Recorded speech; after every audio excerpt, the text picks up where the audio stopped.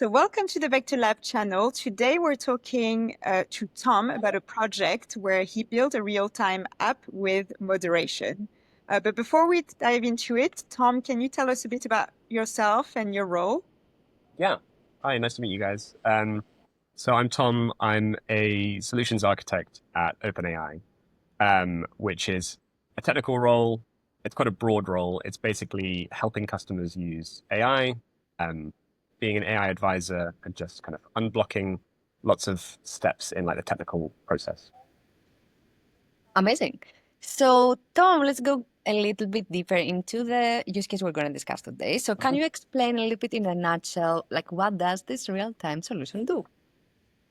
Yeah, so OpenAI has a bunch of Gen AI models, and recently there's been a ton of interest in voice use cases. So the models have been like multimodal for a while.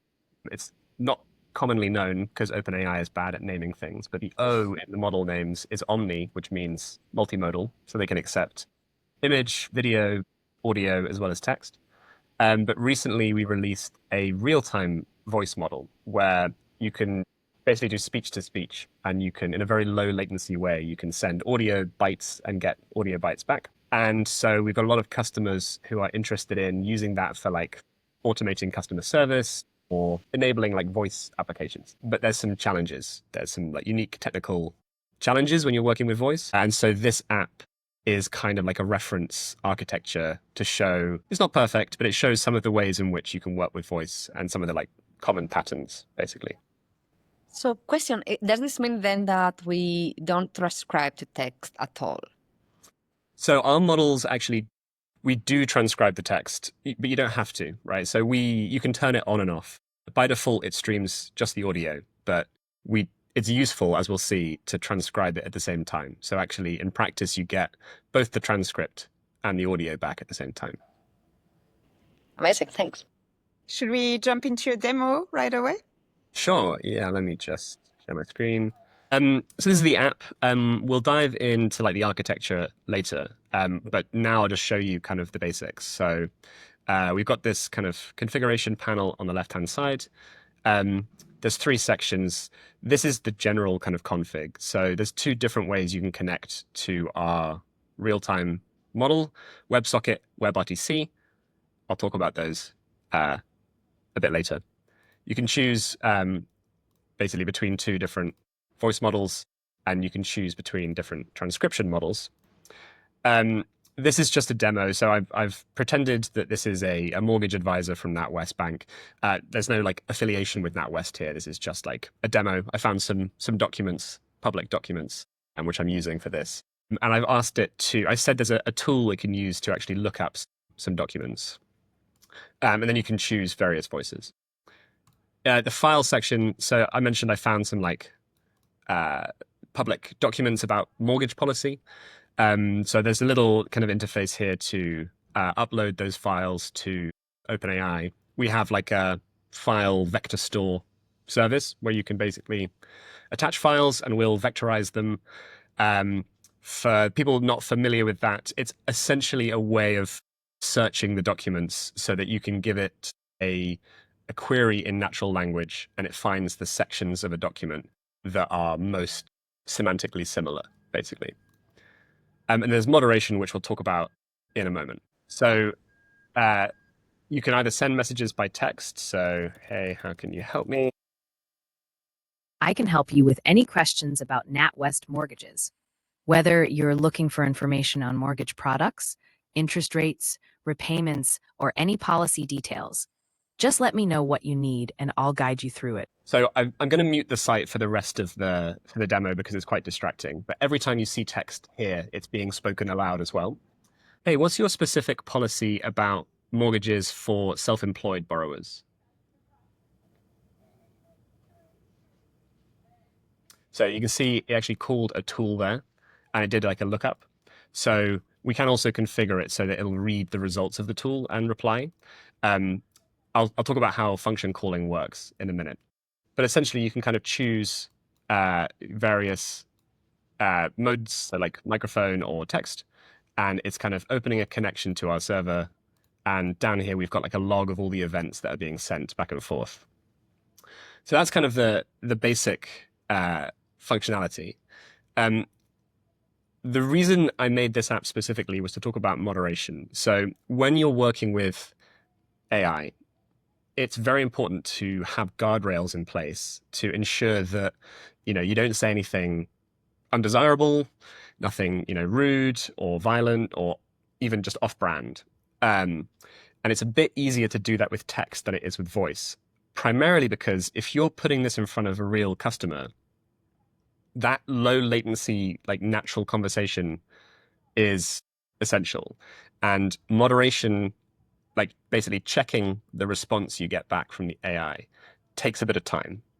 And so there's a real balance between do you like pause the speech while you check the content? Do you allow the model to start speaking, but you check it in parallel? There's kind of a trade-off there, which is a bit tricky. And so let me just refresh this. We clear the state. But this moderation section shows a bunch of different options you have for moderating. So we have a moderation API, which is like a pre-trained model that can detect specific categories like hate speech, violence, etc., which is free to use and very quick. So if I put in "you are an idiot," run the moderation test, it comes back and says, Okay, so it just like takes the response, check this again, use the model to flag it, and then stops the response completely. Yeah, exactly. So you can see the moderation requests here. If we go to transcript, what we can actually do is we have another option, which is to use one of our small models like 4o Mini and actually give us specific prompts. So in this case, we're checking for something more specific, right? So there's a lot of responses that are not necessarily like hateful, but they are off topic, right? We don't want to waste money by someone says, "Hey, come write me a poem," and the AI just, proceeds to write a poem. We want this to be kind of on topic. So this is a guardrail where we say, anything that's unrelated to mortgages, flag the message. Okay. And this gives us a lot more fine-grained control over how we moderate. And so if I say, hey, like, write me a poem about the dog, nothing offensive there. The results come back as bad. You can see I'm counting the cost here as well. Right, and you can see this is the request and response in the log. And so do you recommend to stack both like the moderation API and the secondary sort of like tone check in general? Yeah, we one of the phrases I've heard people use talking about AI moderation is it's like a Swiss cheese model. So there's always the chance that something will get through your guardrail, like a hole in the cheese. So you stack up layers and layers and layers of it with as many guardrails as you can so that one of them catches the thing. So especially as our moderation API is free, right? So there's no reason not to use it. So at the very least, you probably want these two. In practice, you also want guardrails around like, is the file search being called correctly? Was the correct file retrieved? There's a lot of guardrails you would in production put in place. So I'll show you one more example here. So let's just see if I can get this to work. So let's change the config and say reply to the user's message. So I'm going to basically allow this AI assistant to say anything, but I'm going to still moderate it like a mortgage advisor. So I'm going to say, hey, what's your mortgage policy of self-employed people? If I can type. Searching the docs. Yeah, what I'm doing here is you can see this guardrail pass. I'm streaming the transcript that arrives from the server in parallel with the audio, and I'm running it through my moderation. So if we look at the event log, several things are happening at once. So the server is sending audio events. So this is like all the audio messages. It's also sending a transcript of the audio, which is coming through. And you can see this delta here is like each word as it comes through. And then in parallel, I'm sending moderation requests. So I'm taking that streamed audio and I'm sending it as it comes, right? So it's like queuing up, and I'm basically like putting in here a buffer of how long I wait before I send the next moderation response. So we're trying to balance, the number of moderation calls with the speed of moderation. And what we can do here is we can also tell it to interrupt the response, right? So if I say, write me a poem about a dog. Okay. A loyal friend. So you see that it began buffering the audio. We got a couple of bytes of audio. As soon as the guardrail failed, we trigger, received a bad moderation response. And then we have to do a couple of things. We have to interrupt the audio, clear the buffer, and then in this case, I'm issuing like a fallback response, which just overwrites what the original message would have been and shows this instead. And what's the fastest? Like, do you send a transcript to the moderation API or do you send the audio? So the transcript, basically the server, OpenAI server receives your message, and then it starts issuing the audio and the transcript in parallel. But the transcript is so much smaller because text is a much smaller in terms of bytes than audio is. So transcript is the fastest way you can moderate. So we currently recommend stream the transcript, moderate on that. And in this case, I'm actually allowing the audio to start playing at the same time, which is why we got a couple of words. In practice, you possibly want to actually hold the audio entirely until you've got a good response. This is a bit tricky sometimes. So question, when you say you moderate on text, is there an option to moderate on audio? Yes, there is. So we can, the data that comes back, if we look at, again, the audio. Okay, so these are audio delta server events. I'll show you in the code later how we process these. But this is basically base 64 encoded audio. Our models can accept base 64 encoded audio. And so actually 4.0 and 4.0 mini can also process this. Nice. It's just a lot bigger than the text. So there's not really a particular reason to use the audio rather than the transcript. Okay, and then in both the fine-tuned model and the GPT plus the prompt, you can accept audio? Yes. Okay, nice. Yeah, I think that there's a pattern which is emerging as well, which I haven't implemented here, but it's quite fun to talk about. So can you see this tab now? Yes. So this is a really interesting, Noah McCallum's a colleague of mine, so he's also OpenAI. And he's, one thing we're exploring now is a slightly more complex setup. I won't go into much detail, but the idea is if you've got a more sophisticated workflow, which requires a lot more, difficult kind of workflows, the idea is you have this real-time model, but behind it you have like a more powerful text model like GPT 4.1. And so what I've got in my app is these first two boxes, right? The user and the response. And what he's proposing is if there's something that requires higher intelligence, you could forward the message to the supervisor. The supervisor can kind of take over, and then you can pass the response back. And that basically means the real-time model's just handling the audio and the text model's handling the more complex kind of setup. One of the benefits of this is you can, if you think about when you talk to like a human advisor, they don't just reply immediately. Often they put you on hold, or they say, let me think about that, or let me look that up for you. And that's what's being proposed here. So the real-time kind of stalls while the supervisor looks up the information, and then the response gets delivered. This also has the benefit of we can do moderation here, and we've got a bit more time. So we can actually wait for the message to come back and then moderate the whole thing before we reply. So this is my next kind of task, is to implement this and demonstrate that. And then is the role of the chat agent also to understand when it should propagate the information to the big agent? Yeah, basically the 4.1 is just a more powerful model because the real-time models they're specifically tuned to be like quick. As a result, they're slightly less capable, right? They less sophisticated in their processing. So the point is that 4.1 is better, but also we have more time here to do like moderation and stuff while the user's just been told to wait. So, Tom, can we describe a little bit the architecture? So, what is happening on the front and back end? Yeah, I'm actually going to share my screen with the code if it lets me.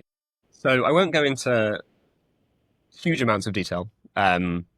It's a relatively complicated app, but the principles are quite simple. So there's two parts to it. It's got a front end and a back end. The back end is Python using basically fast API, quite a standard kind of server. And quite a lot of the work is actually being done in the back end in Python. So all of the operations to create the file store, upload files, all of that is done using the OpenAI client. So this is just our standard SDK. And this is like out of the box functionality. So you can see like creating a file store as simple as just client vector stores create. Nice and easy. And then the moderation is also pretty simple. So depending on the settings, there's a couple of different functions that get called. But the simplest one is, again, just using that out-of-the-box moderations model. And again, you can see it's a very simple, just create a moderations request. Here's the input. And you can see I'm just manipulating it to say either bad or okay if it's flagged or not. Okay, and then the custom moderation is slightly more complicated. The prompt can be set by the user in the UI, and then I've got an additional instruction saying, look at this prompt and then distill it down to a single kind of okay or bad, depending on if it's pass or fail. So this is just like a standard request to our chat completions endpoint using the model that's been chosen. Is there any reason you chose chat completions instead of responses? Are there limitations responses? Yes. So that's a really good point. So in general, so the newer API is the client responses API, which is better and easier to use in most cases. There are some limitations. For example, it might have changed recently, but when I built this, responses didn't support audio. Got it. It only supported text. And I wanted this to be able to handle either one. Makes sense. You can see this is the audio, same thing, but you basically change the content type of the message and say you're sending audio bytes instead. So this is the back end. The front end is a little more complicated. Now, most of it's just the UI elements, like the various things you see on the screen. The one really relevant thing is the actual connection to the real-time API. So I've got this chat service which you inject into the front end. And basically this can implement either WebSockets or WebRTC. WebSockets are a pretty standard, familiar technology that you can either do in Python in the backend or you can do in JavaScript. We actually don't recommend using WebSockets in the front end because you have to send an API key to OpenAI to authenticate.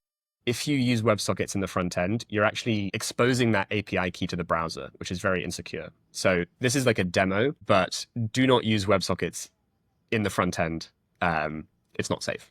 So you can see it'll be in the WebSocket section, wherever that is.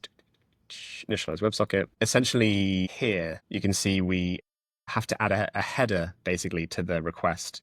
And it's literally called OpenAI Insecure API Key. This is demo purposes only. If you use WebRTC, it's much more secure. What happens is instead, we have a request to the server to get a token. And the server calls a specific API call here, which is get a real-time session token. This is using my private key, but it's on the server. So it's hidden from the browser. And what it does is it returns like an ephemeral key to the browser, which expires pretty quickly. And that ephemeral key doesn't really matter if you share it because it has to be used in specific contexts. It's not really like hackable, as it were. So WebRTC is the preferred method. And there's another benefit of WebRTC, which is it creates a direct connection between your microphone and our server, basically. So once you use WebRTC, You specify if you're sending or receiving or both, and then a connection is made directly, and you don't have to like manually handle any events. They just get sent back and forth directly. So WebRTC is easier to use. Are there any reasons why people would not use WebRTC? Yeah, WebSockets are very familiar. Also, some people prefer to not do anything in the front end. So WebRTC is like a front end browser-based technology. WebSockets, because it can be called from the back end, some people have a very light front end and they just proxy all the requests through their server and handle everything in Python, for example. In that case, WebSockets is better. Got it. I'll show you one more thing here, which is, apart from the connection, probably the most relevant place is this handle server response function. So basically, I mentioned that the app streams or receives streamed messages from the server. So this is like an event listener that we add to the connection, and it receives event data, which basically it's asynchronous. It's streamed many times a second, right? And then we look at each event type, and depending what the event type is, we do a different thing. So this is really gluing the server events into the application logic. So you can see this is where we handle the user transcription. This is where what we do when the user message is finished, what we do when the audio comes through, when the transcript comes through, when the transcript is finished. So here we can kind of create a little event that handles each server event, and we can update the app based on what's happened. Question then, Tom, here. So how can you make sure they are in sync, all of these different threads? So kind of the beauty of it is because it's asynchronous, you don't really have to, there's some occasions where you have to sync stuff up, which I'll talk about in a second. But for the most part, as long as you set up these handlers, you don't really mind which order stuff happens in. And JavaScript itself is asynchronous, right? So we can handle a transcript and handle audio at the exact same time, and we can play the audio and write the transcript in parallel and without having to like sequence it manually. So it's quite a neat asynchronous way of working. There are challenges. So for example, probably the hardest thing is the actual moderation, right? So there's a lot of stuff happening here. It might be the case that our moderation triggers from the first couple of bytes of the transcript, right? If the first word that gets transcribed violates the policy, the moderation triggers. But there might be events still coming in while we're handling that moderation. And so I've got some flags that basically say we're already moderating, so don't do it twice. Then we also have to handle various things on both the client side and the server side. So if we get a bad response, if we've already sent a fallback message, don't send a second one. If there's audio playing, interrupt it, right? If there's anything in the audio buffer, clear the buffer. And then also, very important and often overlooked is if you receive a message you don't want in the history, you also have to tell OpenAI to delete that out of the conversation history, because otherwise the user could say, what's the last thing you just said, right? Or please summarize the conversation so far. If that message is still in the history, it could get through again. So we also have to delete the message out of the server copy as well as on the client copy. Oh, interesting. And so this means that when the moderation captures something, it's just the last message that it stopped, right? Not the conversations. Okay, Yeah. good. Okay. I thought it was stopping the conversation, but then it just stops presenting or printing the last message. Exactly. So Okay. you can have like a long conversation, and if one message fails the moderation, it just gets deleted and interrupted.